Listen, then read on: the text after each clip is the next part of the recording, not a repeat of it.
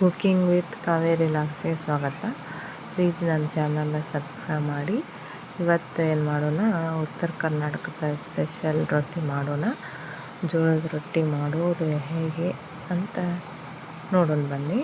ಮೊದಲ ಜೋಳದ ಹಿಟ್ಟು ಸಾಣಿಗೆ ಹಿಡ್ಕೊಂಡು ಈ ಕಡೆ ನೀರು ಕುದಿಸ್ಬೇಕ್ರಿ. ಒಂದು ಪಾತ್ರೆ ಒಳಗೆ ಹಾಕಿ ಕುದ್ದಾದ್ಮೇಲೆ ಜೋಳದ ಹಿಟ್ಟಿಗೆ ಹಾಕಿ ಒಂದು ಸ್ವಲ್ಪ ಉಪ್ಪು ಹಾಕಿ ಚಲೋ ಹೊತ್ನ್ಯಾಗ ನಾದ್ರಿ. ನೋಡಿರಿ, ಹಿಂಗೆ ಕೈ ಆಡಿಸ್ಬೇಕು. ಭಾಳ ಸುಡ್ತಿರ್ತೈತಲ್ಲ, ಸ್ಪೂನ್ಲಿಂದ ಆದಷ್ಟು ಕೈ ಆಡಿಸಿ ಆದಮೇಲೆ ಒಂದು ಸ್ವಲ್ಪ ತಣ್ಣೀರು ಹಾಕಿ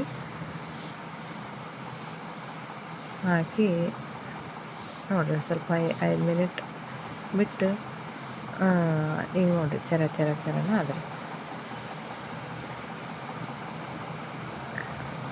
ಸ್ವಲ್ಪ ಎರಡು ಕೈಲಿಂದ ನಾದ್ಕೊಳ್ಳೋದ್ರಿಂದ ಹಿಟ್ಟು ಹದ ಬರ್ತೈತಿ. ಸ್ವಲ್ಪ ಸುಡ್ತಿರ್ತೈತಿ, ನಿಧಾನವಾಗಿ ನಾದ್ಕೋಬೇಕು.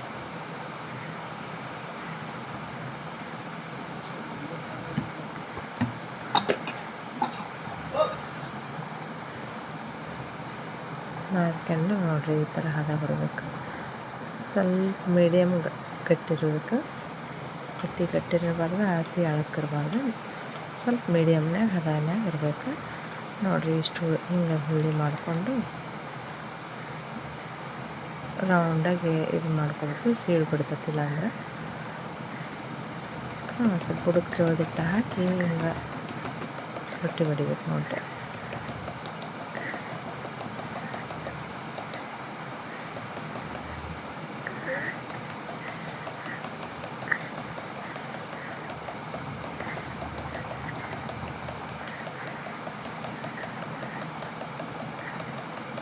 ರೊಟ್ಟಿ ಬಡಿ ಮುಂದಕ್ಕೆ ಬರ್ತಾವೆ ಅಂಥೇಳಿ ಜೋಳದ ಹಿಟ್ಟಿನ ಬಳಿಗೆ ಹಚ್ಚಿ ಹಿಂದಕ್ಕೆ ಸರ್ಸಂತಿದ್ರು ಅವಾಗಿನ ಮಂದಿ. ಈಗೇನಿಲ್ಲ ಬಿಡ್ರಿ, ಈಗ ಹಂಗೆ ಮಾಡೋಂಗಿಲ್ಲ, ಬಳಿನೂ ಇದು ಮಾಡಲ್ಲ. ನೋಡಿ, ಈ ಥರ ರೊಟ್ಟಿ ಹೊಡ್ಕೋಬೇಕು. ಸೀಳದಲ್ಲಿ ಒಂದು ಸ್ವಲ್ಪ ಹಂಗೆ ಅಲ್ಲೆಲ್ಲ ಮೆದ್ಕೊಂಬಿಟ್ಟು ಇದು ಮಾಡಿದ್ರೆ ಒಂದ್ಕೊಂದು ಅಟ್ಯಾಚ್ ಮಾಡಿದ್ರೆ ಹೋಗ್ತೈತಿ. ನೋಡಿ, ಈ ಥರ ರೊಟ್ಟಿ ಬಡಿದ್ರೆ ಹಂಚಿಗೆ ಹಾಕಬೇಕು. ನೋಡಿ, ಹಂಚು ಕಾದಿರ್ಬೇಕು. ಹಂಚು ಕಾದ್ಮೇಲೆ ರೊಟ್ಟಿ ಹಾಕಬೇಕು.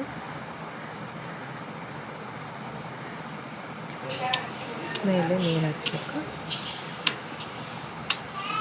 ಎಲ್ಲಿ ಬೆಳೆದಾಗ ಉಳಿದಾಗ ಉದ್ದಕ್ಕೂ ಹಚ್ಚಬೇಕು.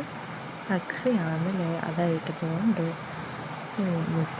ಇದು ಮಾಡಿದ್ರೆ ಪ್ರೆಸ್ ಮಾಡಿದ್ರೆ ಬರ್ತೈತಲ್ಲ ರೊಟ್ಟಿ. ತಿರುಗಿ ಹಾಕ್ಬೇಕು. ನೋಡಿರಿ, ಇದನ್ನು ಎರಡು ಕಡೆ ಚೆನ್ನಾಗಿ ಬೇಯಿಸ್ಬೇಕು.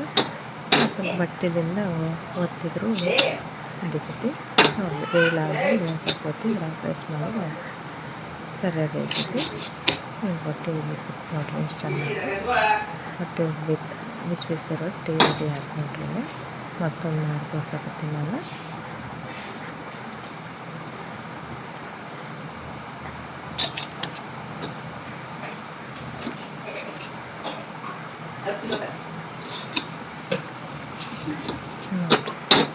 ಒಂದು 2-3 ಹೆಚ್ಚಿಗಿರಲಿ ಅಂತೇಳಿ ಮಾಡಿ ತೋರ್ಸಕತ್ತೀನಿ ನಿಮಗೆ.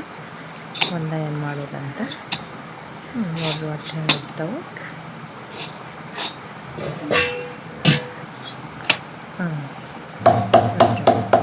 ಲಟ್ಸಿದ ರೊಟ್ಟಿಗಿನ ಬಡಿದ ರೊಟ್ಟಿ ರುಚಿ ಹಾಕೋ ಅಂತೇಳಿ ನಾವು ಜಾಸ್ತಿ ಬಡಿತೀವಿ. ನೋಡ್ರಿ,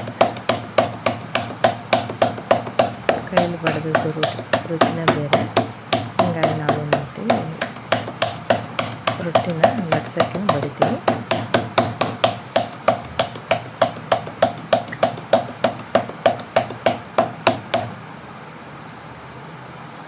ನೋಡಿರಿ, ಮತ್ತೆ ಹಾಕಕತ್ತೀನಿ. ಹೆಂಗೆ ರೊಟ್ಟಿ ಉಪ್ತಾವೆ ನೋಡಿರಿ.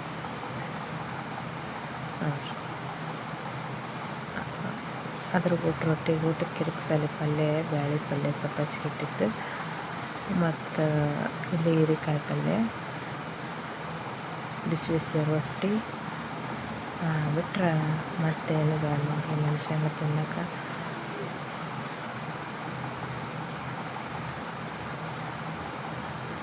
ನೋಡಿರಿ, ಅದ್ರ ಶೇಂಗಾ ಚಟ್ನಿ ಮತ್ತು ಮೊಳಕೆ ಒಳಗೆ ಮೊಳಕೆ ಕಾಳು, ಉಪ್ಪಿನಕಾಯಿ, ಅದು ಮೊಳಕೆ ಕಾಳಿಗೆ ಒಂದು ಸ್ವಲ್ಪ